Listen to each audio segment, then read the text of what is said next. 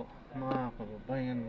Sir, this is John, the Filipino channel. Ang tungkol sa today is July 22, 2026 at tayo ngayon ay papunta dyan yan sa may Holiday Inn Express sa may Jasmine Drive, corner ng Newport Boulevard, Barangay 180 Pasay. At dadalhin po natin sa may Pascual Street, corner ng Francisco Street, Kasilawan, Makati. Okay, Makati. Disclaimer lamang po, ang content po natin ay kalsada at hindi ang passenger. Kaya nga naman, sakasakali man po na may marinig kayo mga pangalan ng lugar, pangalan ng tao, pangalan ng organization sa government o private man yan, ay wala pong kinalaman ng channel na ito. At wala pong pinapatungkulan. Lahat po ng pinag-uusapan dito ay pawang dito lamang po yan sa loob at wala pong pinapatungkulan sa labas. Magbabalik po tayo mamayang unti po pag nakuha na po natin sila. Continue straight at this traffic light.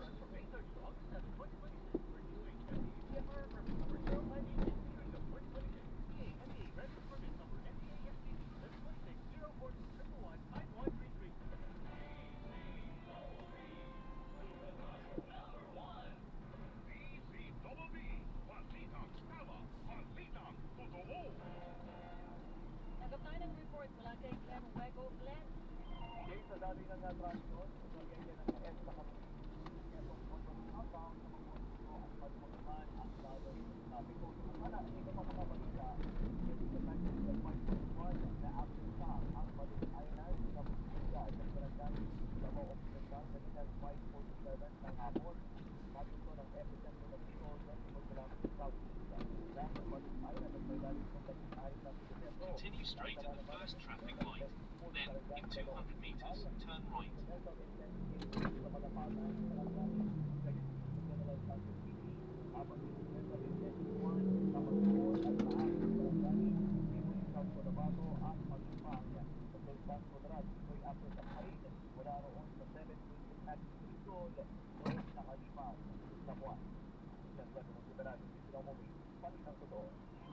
Sa pang-report mula naman kay Luisito Santos, Louis. Muling nagpaalala ang Philippine National Police sa lahat ng mga tauhan nila na nakaposte sa mga public assemblies at mga malalaking event na pairali ng maximum tolerance at pagiging profesional. Ginawa ni PNP Chief ang Police General Jose Venancio Tatis Jr. ang pahayag.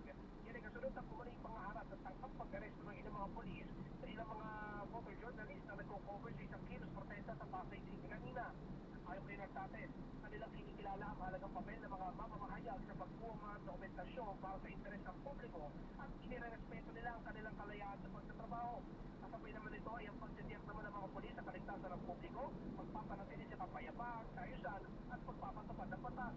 Sa ngayon, pinagtasagwanan ng isang patas at malalim ang investigasyon ng mga pambansang pulisya kasunod ng insidente. Kung mapatunayan kung anong may mga takuhan nilang lumabag sa batas, ay tinitiyak ng PNP na isasagwa ang mga nararapat na hakbang na administratibo at iba pang mga legal na aksyon. Sino dito sa ato sa GMA Super Radio, DZOP. balitang totoo. DZBB, Balitang Totoo.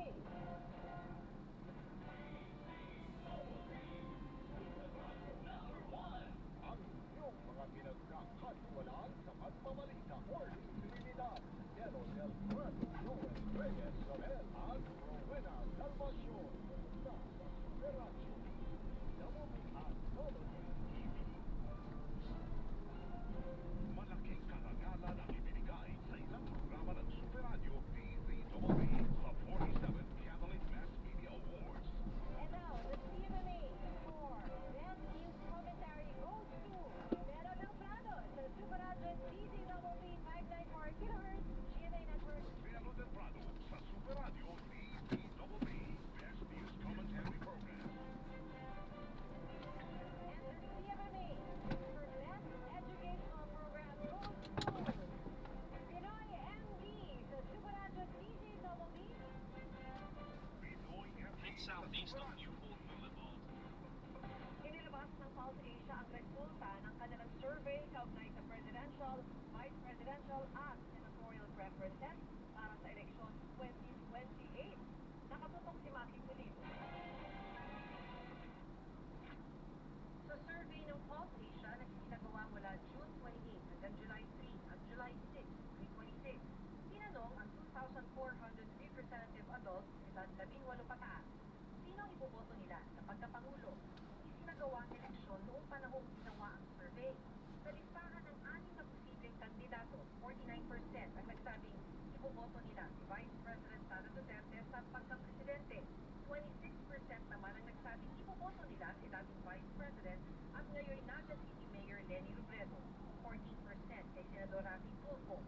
1% kina DPWH Secretary Kim Dizon at Baguio City Mayor Benji Magalong at 0.1% naman kay Metropolitan Manila Development Authority o MMDA General Manager Nicolas Torres III. May nabanggit ding mga pangalan na wala sa listahan ibinigay ng Pulse Asia. 4% undecided, 4% ang nagsabing walang susuportahan sa mga nabanggit na kandidato at 1% ang tumangging magbigay ng opinion. Sa tatlong step ng three-way presidential election na tunahin si Duterte. Continue straight at the first traffic light, then in Mayor 200 Robredo, meters, turn pati kay right. Senadora Risa Ontiveros. Sa pito namang nasa listahan para sa pagka-vice-presidente, nanguna si Senador Bongo na nakakuha ng 27%. 21% kay Senador Robin Padilla, 14% sina Senador Pam Aquino at dating Senador Grace Poe, 9% kay Senador Erwin Tulfo, 4% kay Senador Kiko Pangilinan at 0.5% kay Torre. Gaya sa presidential preference, may pangalan ding nabanggit na wala sa listahan. Sa 53 posibleng senatorial candidate naman sa eleksyon, sabi ng Pulse Asia, 17 ang may statistical chance na manalo. Ito ay sina Senador Robin Padilla, Pasig City Mayor Vico Soto, incumbent Senators Rafi Tulfo, Alan Peter Cayetano at Loren Legarda, dating Senador Manny Pacquiao, Makati City Mayor Nancy Binay, Department of Education Secretary Sani Angara, Senador Mark Villar, broadcaster na si Ben Tulfo, Senador Jinggoy Estrada, television host na si Willie Revillame, Senador Cheese Escudero, dating Anak Kalusugan Party List Representative Mike Defensor, dating Senador Mar Rojas, Cabinet Secretary at dating Department of Interior and Local Government o DILG Secretary Benher Abalos, at Tourism Infrastructure and Enterprise Zone Authority Chief Operating Officer Mark Lapis. Kabilang din sa senatorial preferences ang ilang artista, abogado, mamamahayag at politiko. Sabi ng Pulse Asia, walang grupong nagkomisyon ng ulat ng Bayan Survey na merong ±2% error margin at confidence level na 95%. Bakit Pulido nakatutok 24 oras? In 80 meters, turn right. Mga kapuso, nasa loob na ng Philippine Area of Responsibility ang low pressure area na posibleng maging bagyo. Alas 7 ng umaga kanina nang pumasok yan sa PAR. Huling nakita ang LPA sa layong 940 kilometers. Silangan ng southeastern Luzon. Mataas pa rin ang tsansa nitong maging bagyo sa mga susunod na oras at tatawaging Quiapo. Ang Quiapo ay isang bagong local name ng bagyo na gagamitin ng pag-asa sa unang pagkakataon. Ang ibig sabihin niyan, water letting o water tapping.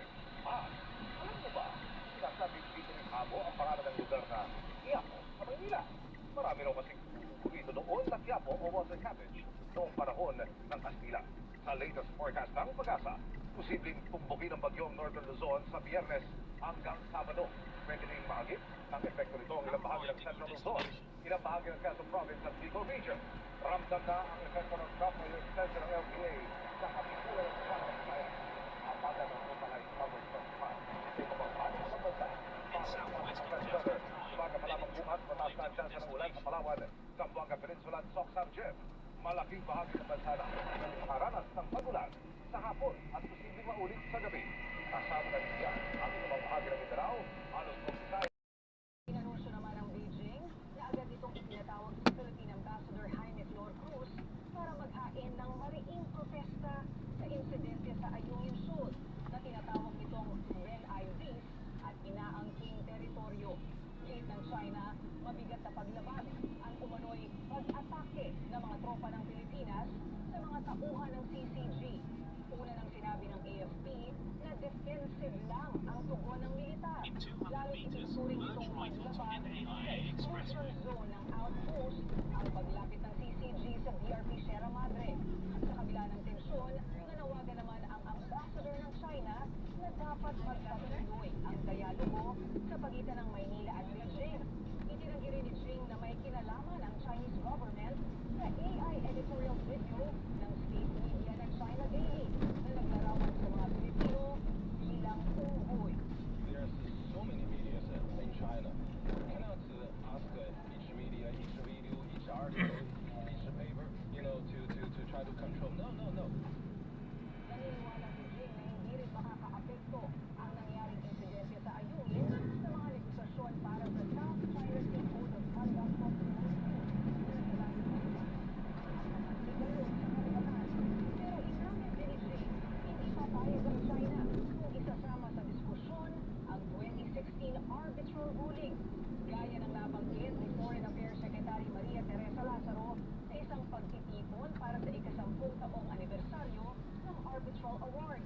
We think it's illegal, it's void, it's not, we never accepted that. Muli ring nagpahayag ng suporta ang Estados Unidos sa arbitral award at ipinaalala na walang basehan sa international law ang malawakang pangangalaga ng China sa South China Sea. Nanindigan din ang Australia na dapat ibatay sa UNCLOS ang magiging COC.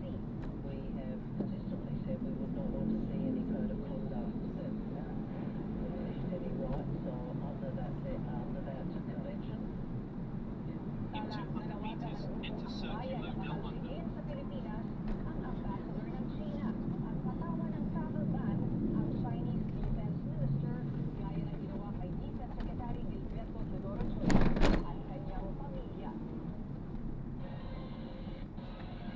Maangas sa court pero glamorosa sa Metro lifestyle si Pinay Senator Alex Ayala. Agaw pa si Ayala bilang cover ng Metro kung saan ibinahagi niya ang ilang detalye tungkol sa kanyang personal na buhay at inisa ang mga bagay at lugar na malapit sa puso niya. Nagkwento rin si Ayala kung bakit antig sa serye ng meet and greet sa Pinoy fans noong huling siyang bumisita sa bansa nitong buwan kasunod ng makasaysayang tagumpay niya sa Wimbledon. Susunod, posibleng balasahan ang mga tagapagsalita ng prosecution at defense panel sa impeachment trial ni Vice President Sara Duterte lumulutang. At mga legislative wish list ni Pangulong Ferdinand Marcos Jr. na posibleng ilatag sa kanyang State of the Nation address, alamin.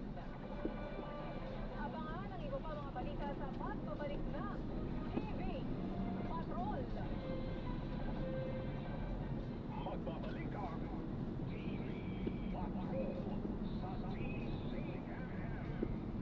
Mas maliwanag, mas maaliwalas ang bawat detalya kapag kasama ang In dalawang 100 buwena. meters, keep left. Kapag hahalin ng madilim-lim kwentuhan at masasayang usapan,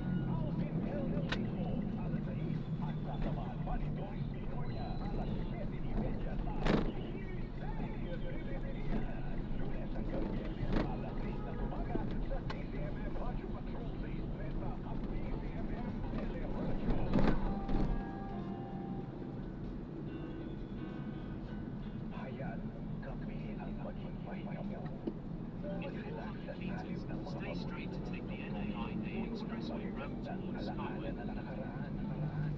Now remember, Continue straight at the first traffic light. Then, at 400 meters, stay straight to take the ramp. alas 12 ng hating gabi sa DZMM Radyo Patrol sa Istreta at In DZMM 300 meters, stay Teleradyo. straight to take the NAIA Expressway ramp towards Skyway. Ulat sa mga insidente at aksidente. Insider report sa mga investigasyon. Dito mo matutuklasan mula sa mga reporter ng bayan. Jeff Camaras at Marlene Madiero sa SWAT Report. SWAT Report. Lunes hanggang Biyernes, alas 8 ng gabi sa DZMM Radyo Patrol sa Istreta at DZMM Teleradyo. In 100 meters, stay straight to take the ramp. Pinakasariwang mga balita, tapatang talakayan. Ang mga pinakamaiinit na issue ng bayan, tatalakayin kasama ang witty tandem ng bayan, Peter Musni at Rika Lasso. Tatalakayan, Lunes hanggang Biyernes, alas 9 ng umaga, sa DZMM Radyo Patrol sa Istreta at DZMM Teleradyo. In 200 meters, merge left onto NAIA Expressway. Sikat, kontrobersyal, at ng ating mga idol, ito'y chichika. Kasama ang cute at lovable na papa, Mama Awel Buzz. At Mama Jennifer. Alam na din! Alam na din! Lunes hanggang Biyernes, alas 9 ng gabi sa DZMM Radyo Patrol sa Istreta at DZMM Teleradyo. Hello, Attorney! Ngayon, ang pag-uusapan natin kasi ay batas sa pag-aalaga ng bata. In particular, pag-aalaga ng bata, halimbawa ng ating mga OFW. Ano po ba ang mga karapatan sa bawat issue? May batas na magpo-protect na sa iyo. Alam niyo ang iyong mga karapatan. Kasama sila Liza Aquino at Attorney Noel Delfano. Hello, Attorney! Lunes hanggang In Biyernes, 200 alas meters, 1 ng keep hapon left at sa 4 DZMM Radyo Patrol sa Istreta at DZMM Teleradyo. Sa ating pang-araw-araw na buhay, mayroon at mayroong kumukulo sa ating isipan. Pwede mong ikwento yan. May makikinig sa'yo. Ako to, si Chang Ami. Kasama si Jack Ami Perez, Lunes hanggang Biyernes, alas 3 ng hapon sa DZMM Radyo Patrol sa Istreta at DZMM Continue for 700 Teleradyo. meters, then merge left onto Skyway. Sariwang mga balita, tapatang talakayan. Ang mga pinakamaiinit na issue ng bayan, tatalakayin kasama ang witty tandem ng bayan, Peter Musni at Rika Lasso. Tatalakayan, Lunes hanggang Biyernes, alas 9 ng umaga, sa DZMM Radyo Patrol sa Istreta at DZMM Teleradyo. TV Patrol! In 300 meters, merge left onto Skyway. At DZMM Teleradyo.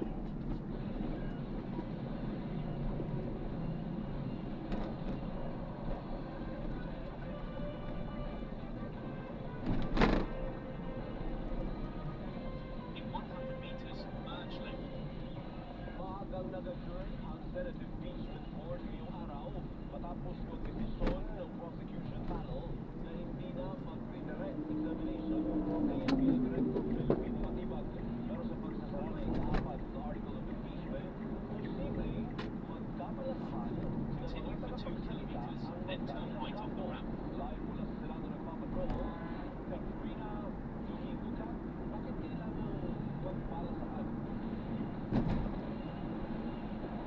Martin ibinungkahi ni Presiding Officer Francis Keith Escudero sa magkapi ng panig ng prosecution at ng defense na pag-isipan kung dapat bang magtalaga ng mga bagong tagapagsalita. Partikular na pinangalanan ni Escudero si Attorney Benjamin Tolosa Jr. ng prosecution at si Attorney Michael Poa naman ng defense. Ito ay dahil si Tolosa at Poa ay mga abogadong nakalista o nakatakdang humarap sa mismong Senate Impeachment Court. Kung ating matatandaan ay una na ngang nakapag-oral argument si Poa para sa depensa sa issue ng pagsasabina ng financial records ng Vice Presidente. all, but as the trial goes on, it might take its toll. You might want to consider, in order to give a freer hand, nominating a spokesperson, the spurious spokesperson that is not limited by the rules of the impeachment court. Sagot naman ni Poa. I'll have to consult the Vice President if that is something that she will be amenable to. The pro would at least be I will be able to focus more on either the legal or the spokesperson work depending on what the Vice President would want. Para naman sa konstitusyon, Ever since naman, we are always deciding as a team, no? So we will be consulting each other as to the best action to take for Attorney De Sosa. But ultimately, of course, this will be his decision. In 200 meters, turn right off the ramp. paglilinaw ni impeachment court spokesperson Reginald Dongol, hindi layon ng suhestyon ni Escudero na sitahin ang magkabilang kampo sa kanilang mga naging pahayag sa media. The impeachment court is just mindful and just giving a friendly guidance to both parties. Hinihingan lamang po nila na baka posible pong magkaroon in the future na possible na ma-break nila yung thin line ng kanilang duty po under Rule 18. Ang Rule 18 o ang subjudice rule ay naglilimita sa lahat ng partido kabilang na ang senator judges na talakayin ang mga issue o merito ng kaso sa labas ng korte.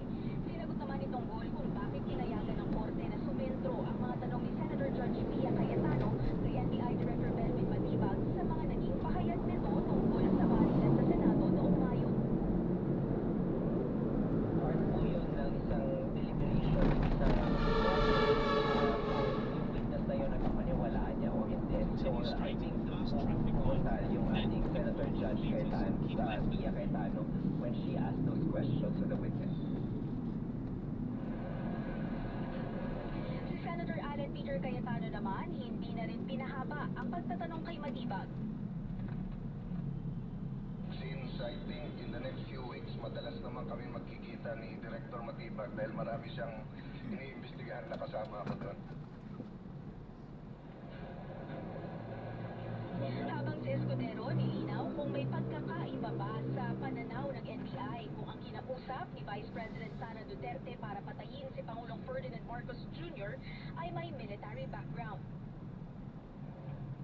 Walang military background, walang background kaugnay sa paggamit ng anumang uri ng armas o walang background kaugnay sa anumang karahasang nagawa niya sa kapwa niya. May basihan din po yun para sabihin niya kabaligtaran, hindi po ba? Titignan po natin.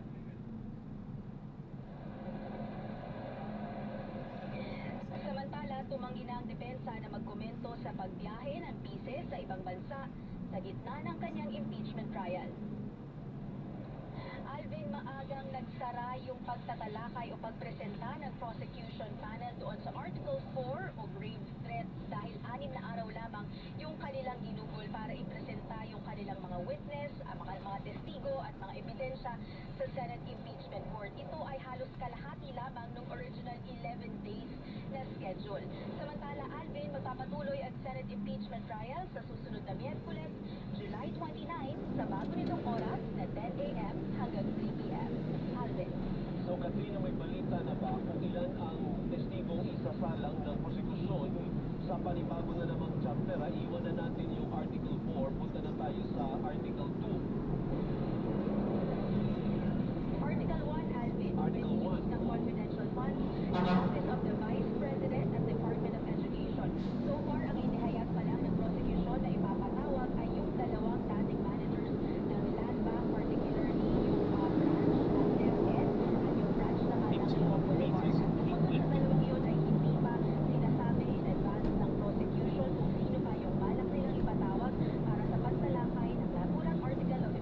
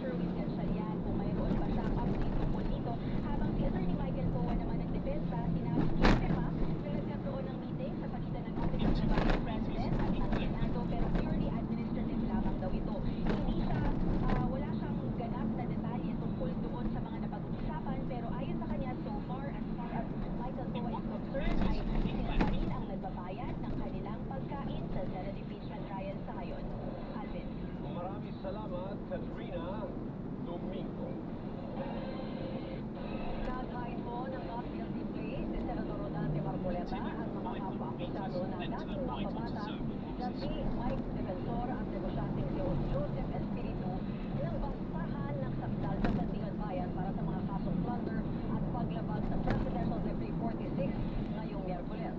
Kaugnay ito sa umano'y hindi pagdeklara ng senador na natanggap niyang 75 million pesos na halaga ng campaign donation. Nauna nang naghain ng not guilty plea sa plunder case sina Defensor, Espiritu at negosyanteng si Aristotel Viray. Bago naman basahan ng sakdal kanina si Defensor para sa paglabag sa PD 46, nagpasa rin siya nina dating House Speaker Martin Romualdez at dating Public Works Secretary Manuel Bonoan. Anya, sunod ng pagkasuhan ang dalawa dito pa sa kickback sa flood control projects. Binawi naman ni Marcoleta sa pagdinig kanina ang kanyang motion to quash the information o ibasura ang naturang kaso. Ito ay para hindi na maantala ang pag-release. Samantala, hindi pa nagtakda si Sandigan Bayan Associate Justice Carl Miranda ng petsa para dinggin ang petisyon ni Marcoleta para makapagpiyansa. Itinakda naman ang pre-trial sa kaso sa August 10, kung saan inaasahang mamarkahan ang mga ebidensya sa kaso. Nanguna si Vice President Sara Duterte sa mga itinuturing na presidential candidate para sa May 2028 elections base yan sa pinakahuling Pulse Asia Survey. Sa survey na isinagawa mula June 28 hanggang July 3 at 6, 49% sa mga respondents ang pumabor kay Duterte mula sa 6 na mga posibleng kandidato. Sinundan si Duterte ni Naga City Mayor Leni Robredo na may 26% at Senador Raffy Tulfo na nakakuha ng 14%. Sinundan sila ni Public Works Secretary Vince Dizon, Baguio City Mayor Benjamin Magalong at MMDA General Manager Nicolas Ore III. Nasa 4% naman ang undecided at 4% din ang nasabing sa inilistang kandidato. Ginawa ang survey bago maganap ang impeachment trial na mayroong 2,400 respondents at may plus or minus 2% na margin of error. Susunod, Bini, biyaheng Estados Unidos para sa Singles World Tour. Lobby Bo, opisyal ng bahagi ng Star Magic. Yan, naripa pa mga balita sa pagbabalik ng TV Patrol. TTTCMM, numero 1 sa aksyon. Ang oras, 11 minuto bago mag-alas 8 ng gabi. Oras sa inyo ng Playtime Entertainment. Born for happiness. Magbabalik ang TV Patrol sa TCMM. Araw-araw sa paghahatid natin ang balitang kumpirmado at sigurado at sa agarang pag-aksyon sa mga nangangailangan.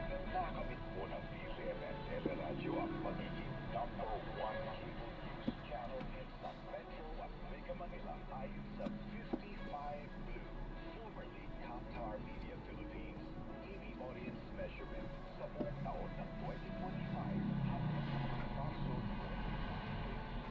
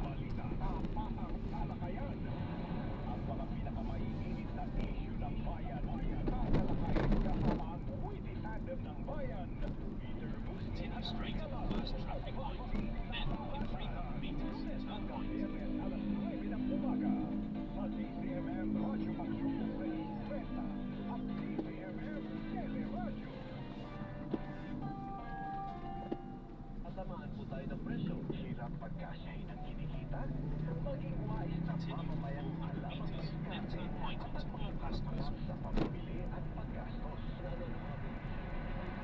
Kasama ang kampiyon ng Consumer Protection Nila napapansin patuloy pong pagtaas ng presyo. Alvin L. Chico sa Wise Consumer. Alas 11 ng umaga sa DCMM Radyo Patriosis at DCMM Teleradyo. Kapag tayo'y sama-sama sa pagtutulungan, mas gagaan ang ating kinabukasan. Para na pumaksyon kasama sina Tita Winnie Cordero at Doc Dennis sa Aksyon Ngayon. Aksyon Ngayon. Lunes hanggang Biyernes, alas 2 ng hapon sa DCMM Radyo Patrol 630 at DCMM Teleradyo. Ang tanong, halin, halin, halin ng totoo, halin ng palusot, pangako o panlilina. Dito, hindi lang basta pinakikinggan, pinag-iisipan, hinihimay ang mga bagay-bagay. Tony Velasquez sa Issue Spotted. Issue Spotted. Lunes hanggang Biyernes, alas 5:30 ng hapon. Eksklusibo sa DCMM Teleradyo. Pinakasariwang mga babalita, tapang talakayan. Ang mga pinakamainit na issue ng bayan, tatalakayin kasama ang multi-tandem ng bayan. Peter Musi at Rika Maso. Pagkikalabasan. Lunes hanggang Biyernes, alas 9 ng umaga. Sa DCMM Radyo Patrol 630 at DCMM Teleradyo.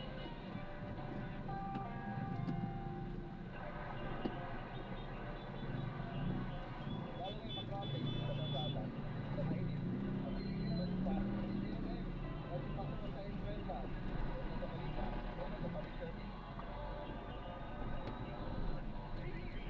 Patrol sa DCMM at DCMM Teleradyo.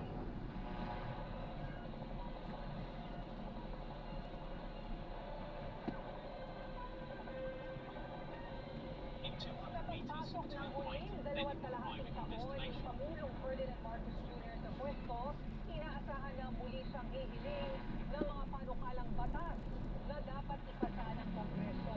Alamin kung ano ang mga iyan at kung bakit mahalaga ang tinatawag na legislative wishlist ng bawat Pangulo sa pagpapatrol ni Katrina Domingo. The President of the Republic of the Philippines. Tuwing SONA, hindi lang ulat sa bayan at mga In 90 pangako ang meters, naririnig turn natin right. mula sa Pangulo. Dahil mayroon din dito. Hihilingin natin sa Kongreso na amyendahan ang Coconut Farmers and Industry Trust Fund Act and delivering government services. Dito, Pinapalikan at binubusisi natin muli ang ipila upang malaman kung angkop pa ba ito sa ating kasalukuyang sitwasyon. Ms. Alexander, at dito. kakailanganin natin ang suporta ng Kongreso na maamyendahan ang cooperative code. Ito ang legislative agenda ng Pangulo o ang mga panukalang hiling niyang unahing ipasa ng Kongreso. Ito yung kanila mga tututukan sa isang taon. So, dito nila nailalahad kadalasan yung mga naipangako nila sa kampanya o kaya yung kanila naiisip na magiging response sa mga lumalabas sa mga issues today. So, dito na kailangan sila ng tulong sa legislative branch. Mula nang mailuklog sa pwesto si Marcos noong 2022 hanggang noong nagtapos ang 19th Congress noong June 2025, naisabatas na ang 40 sa mahigit 60 panukalang kasama sa legislative agenda ng kanyang administrasyon. Kabilang na riyan ang SIM Card Registration Act, ang pagbuo ng Maharlika Investment Fund, at ang pagtatayo ng Virology Institute of the Philippines. Ayun, so na-drop na natin sila. Maraming salamat po sa panonood hanggang sa muli. God bless. Paalam. Kung ano